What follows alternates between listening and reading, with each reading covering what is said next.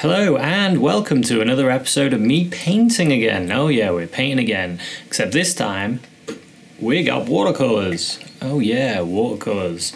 And we're going to have a go at doing the painting. I did yesterday. I was just messing around. And I thought, that'd be quite a good painting to do. Just show you it on the camera. There it is, a nice... So we've got a bridge, got a nice warm palette of colours, and let's just go for it, see what happens. So if you wanted to paint along, what I'll do is I'll put that picture on my Facebook page so you can see it, and let me show you the paints that I've got going at the moment. So we've got some, I don't know how to say this one, gamboge, who knows. It's watercolour, gamboge, cadmium lemon, burnt sienna, ultramarine blue, ivory black, and some white gouache on the other side. I'll just spin the plate. White gouache. So I'll probably only use a little bit of that. Mostly this is watercolour, so let us get started. And what I've done to create this page, let me show you another little tip.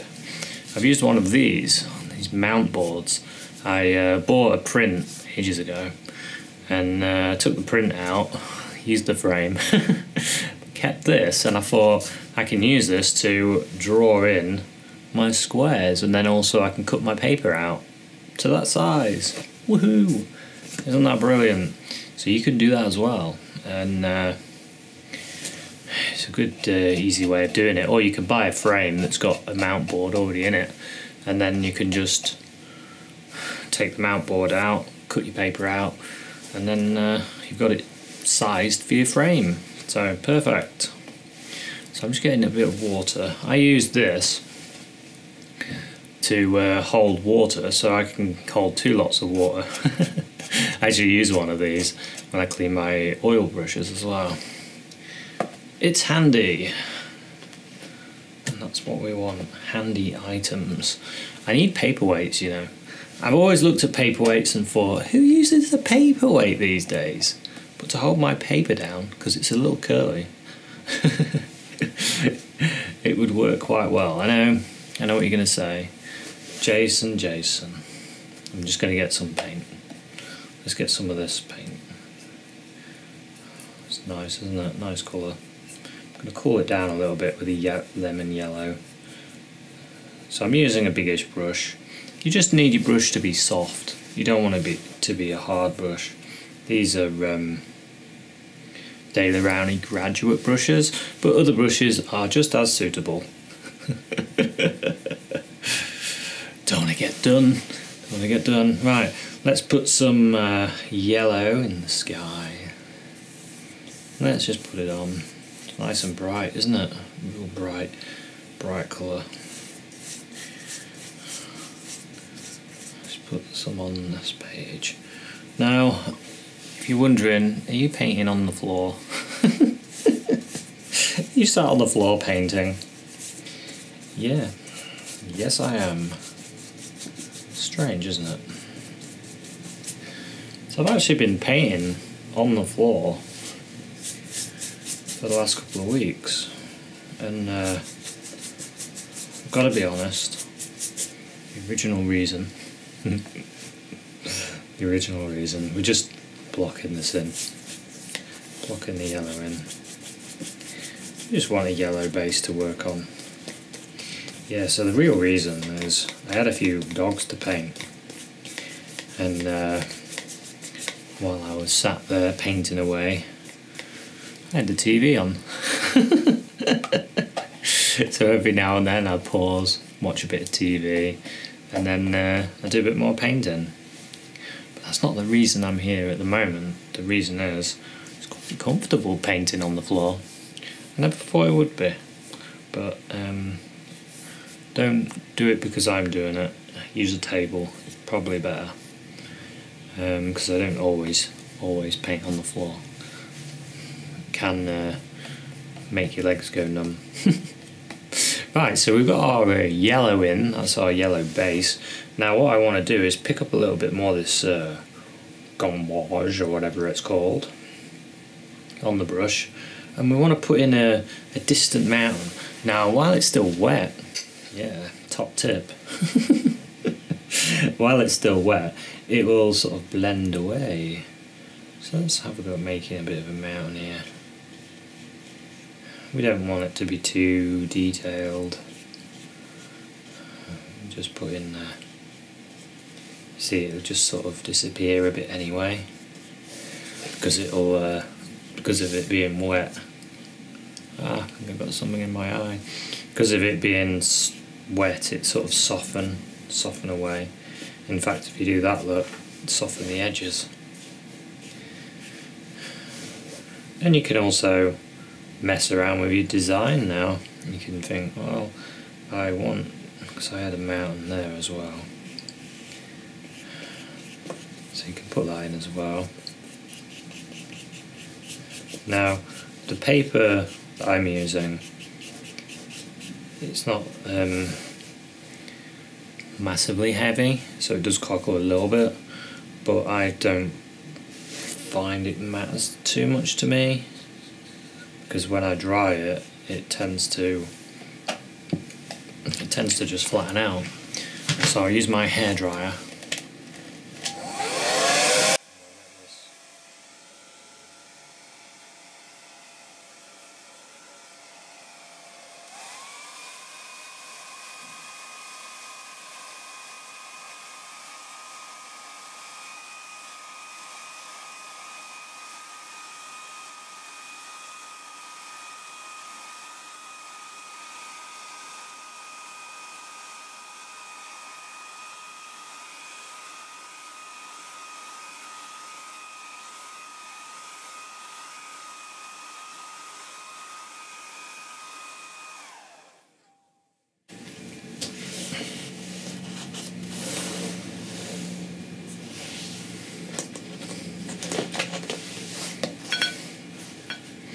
Okay, so we dried that a bit, and now I'm going to use a different brush.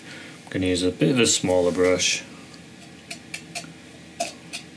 Get a bit of water on, get a bit of water off, and get some of this burnt sienna. Get some of that yellowy colour again. Some of that, a bit of that. Burnt sienna. So we're going a bit darker than the colour that's already on. So I want this hill or rock area to have a little bit more darkness to it.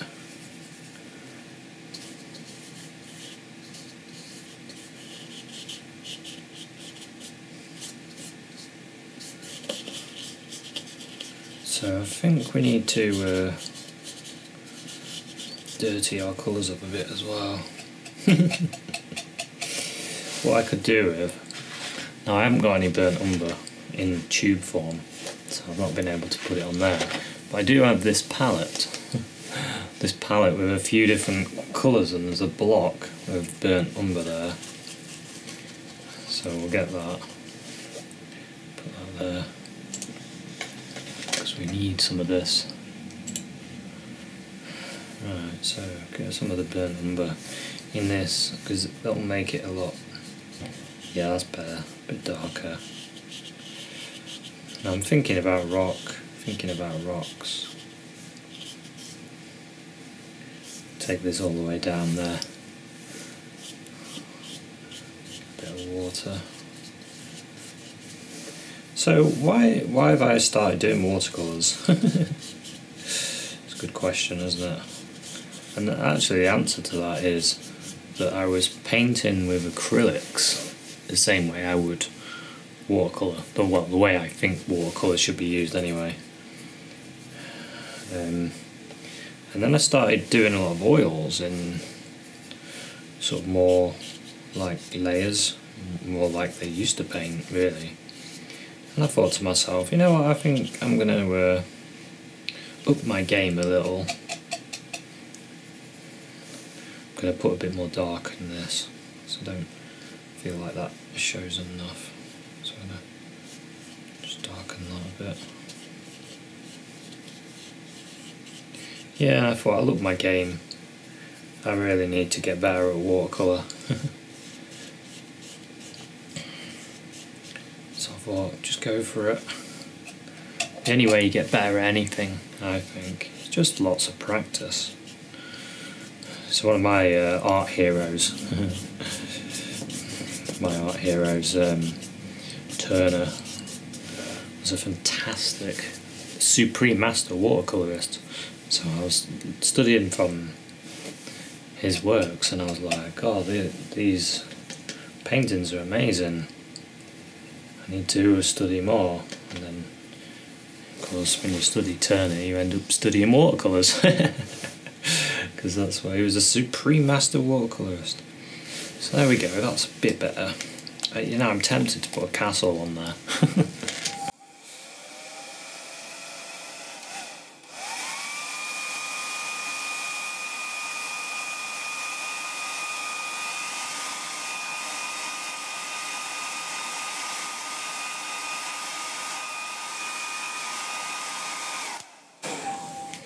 So we just tried it a bit, and now, yeah, I'm looking at this. I'm like, it'd be quite cool to have a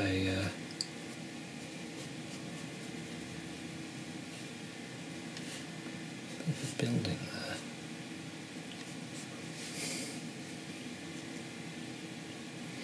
Let's see if I can create something. Maybe it's like that, and then like that. Like that on the top. Maybe I can create a bit of a tower there. Maybe something there as well. Yeah, it just gives an indication of something there, doesn't it? That'll do. Now, I want to come forward. So each time we come forward, we need to go darker. Go darker as it gets closer. And also, I haven't really covered it, but your atmosphere is the sky colour, and the atmosphere is in this rock. This is why it's only just slightly different coloured, and it's in the building, and then it's in the rock. And the closer we get, the further we get out of the atmosphere. Unless you're in a deep fog, but I'm not in a deep fog for this one. So we're going to move forward and start bringing something in.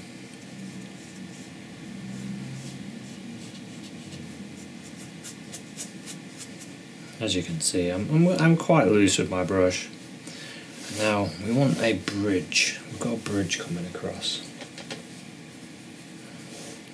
So let's have a go at this. We need it to be fairly straight, of course. So, and I went quite thin. Oh, I'm gonna have to move. So I get on my knees like this and bend forward so I can get a better view of it. I'll try not to get my head in the way. So we go.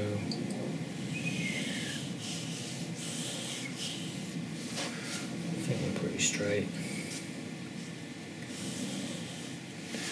Doesn't matter to me that it's not perfectly straight, mind you, because this is a really, really old bridge. Around there.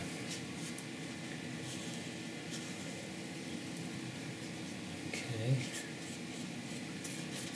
Cliff there. So I wanted to make sure my rounded bit was there, so you've got the light coming through. A bit more of a bit of umber. About there, I think. That looks quite good. Quite a good position.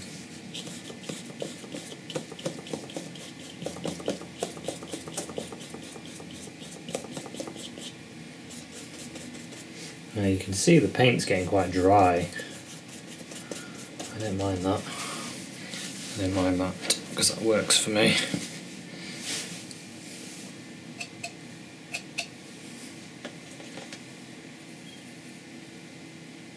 A little bit of a tiny bit of ivory black in that mix. So I just want to bring it forward again over here, so we've got some rock in front there.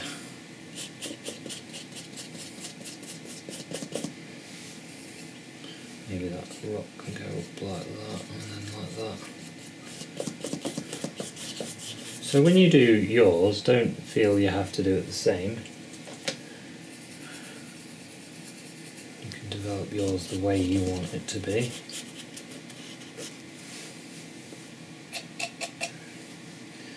Now, let's bring this side into there.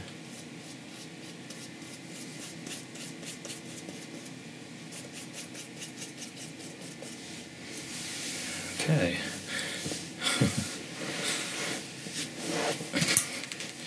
So it's starting to take shape a little bit now. We've got a nice variation. We've got this land now. Maybe we'll bring this land there. Come down there, this goes there.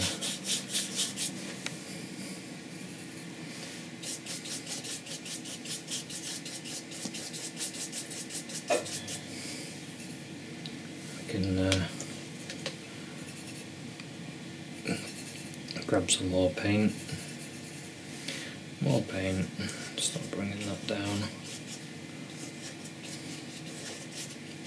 I'm trying not to kill everything, as in all this yellow. I still want some of this to bleed through, so I try not to paint over all of it. Now we've got a few levels now. We've started to bring this forward, we've pushed that back a little bit now, but what it needs for me, the more I look at it, and I mean this is the second time I've done it, so I can start going for it a bit. I'm going to add a little bit more colour to it here and there. I'm leaving some areas purposely because I don't want it to be a block of colour. And watercolour, it kind of separates, and go with it. Don't fight it. The medium is as such to be used as such. So if you're using watercolours and it does make all these different shapes and changes, then you want to be going with that, because otherwise why use watercolours? You might as well use something else. So you enjoy these strange things that they do. Just put little shapes in there. I really want to get that up there, a bit dark there, just to make that obviously in front. Okay, quite like that. I want to soften that edge there, so just use a bit of water. Okay, now what do I want to do? I think we'll dry that a little bit. Get the old hairdryer out.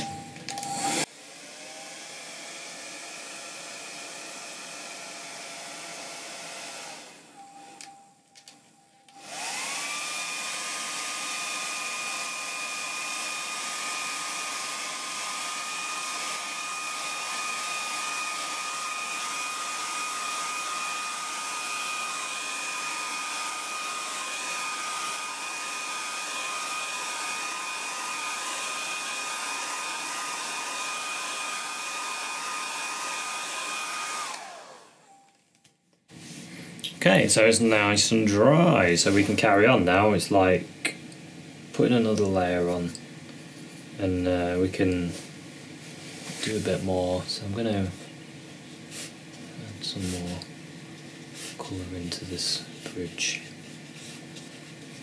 Just thinking about it weathering over the time, like the weather has maybe affected it. I try and do downward. This is what I'm trying to say. I'm moving the brush downward, like rain would have washed down it. That's what I'm trying to think when I'm painting it.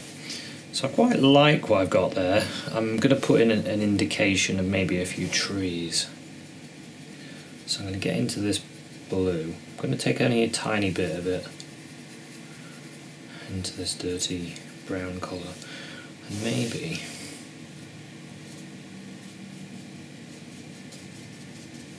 I can put in, need a little bit more depth to that.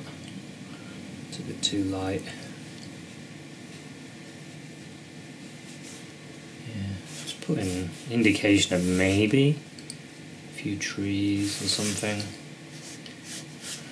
Maybe just on this rock.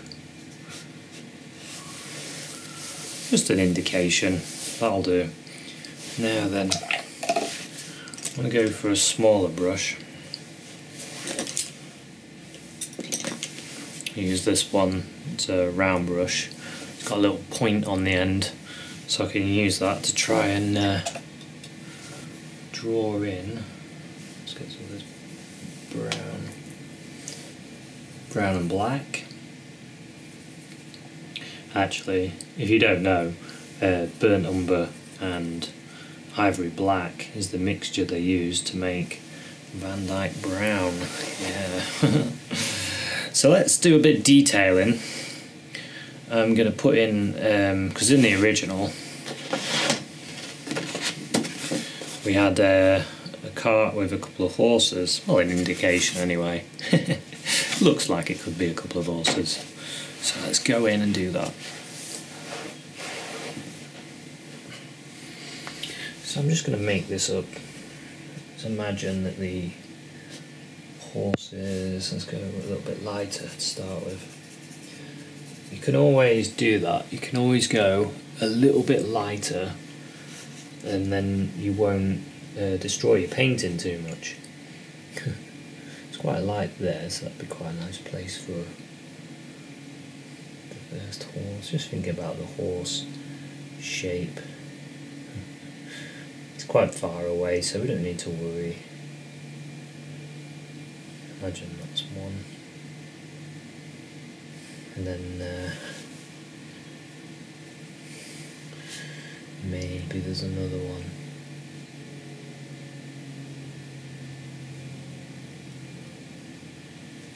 Sort of an indication of something. And then we've got carriage.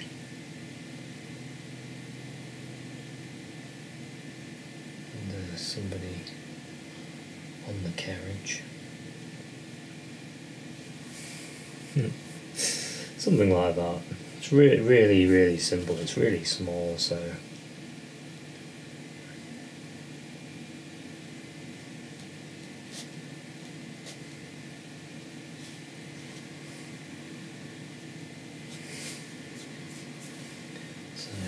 we go. Maybe I'll put a little arm.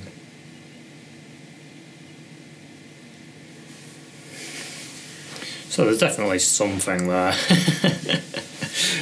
And now what I like the idea of is having a little post all the way along it. Just so that when they built this bridge they didn't want anyone to fall off it. So they created a bit of a fence.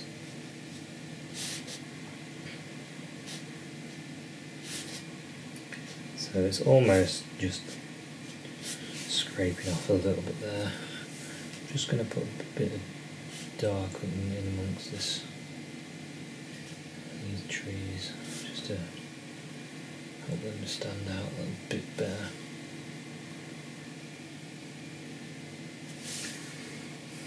Yeah, I quite like that. Now, what I was thinking it'd be quite good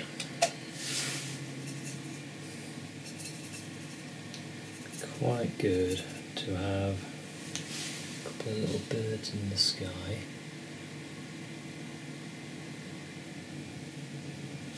Back there, quite distant ones. I'll leave those free. Now, let us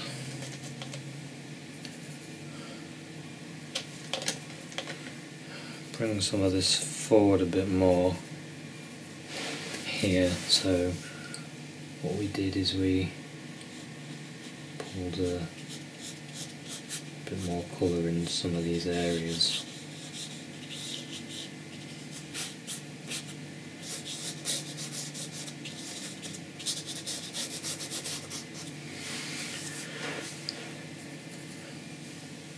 Just to add variety in there. Maybe there's a big arse, big rock there. Big old rock there.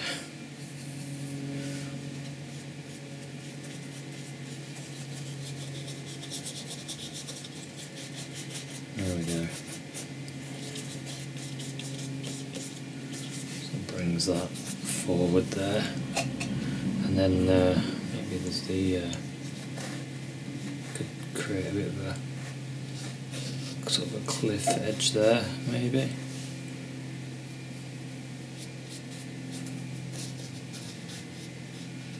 Who knows? Could be.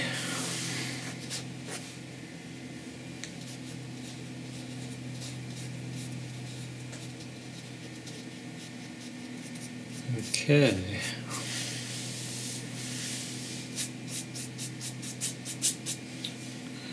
So yeah, I think that'll do.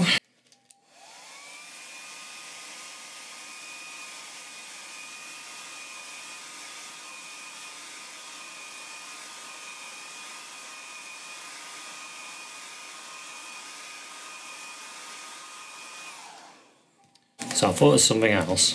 I'm going to wet my finger, pick up a little bit of the gouache white. I've got a little bit of gouache white on my finger.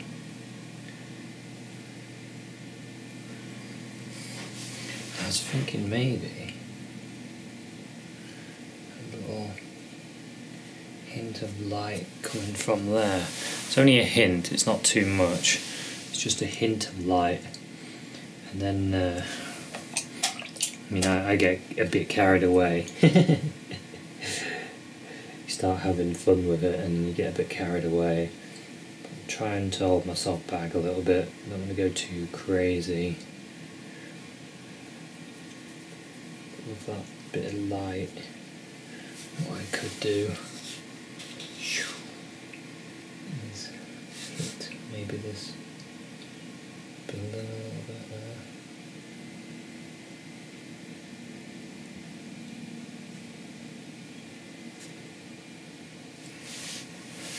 Just on that one side, and then it's coming across. Maybe it's hit that bit there. Maybe it will hit there. Maybe it will hit a little bit there as well.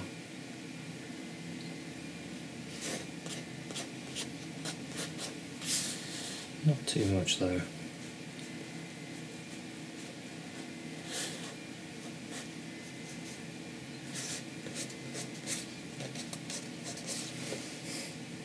They're just little hints of light. Use your finger and it just melts them away a little bit. It's a good way of creating light separation maybe.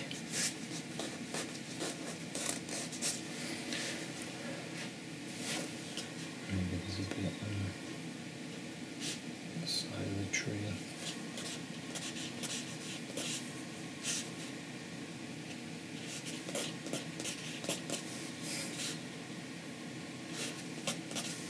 Okay. Well, I hope that gave you an insight into the world of watercolours. It's very interesting and fantastic to paint in this way, and I'm really enjoying it, and I hope you will join me and enjoy this as well.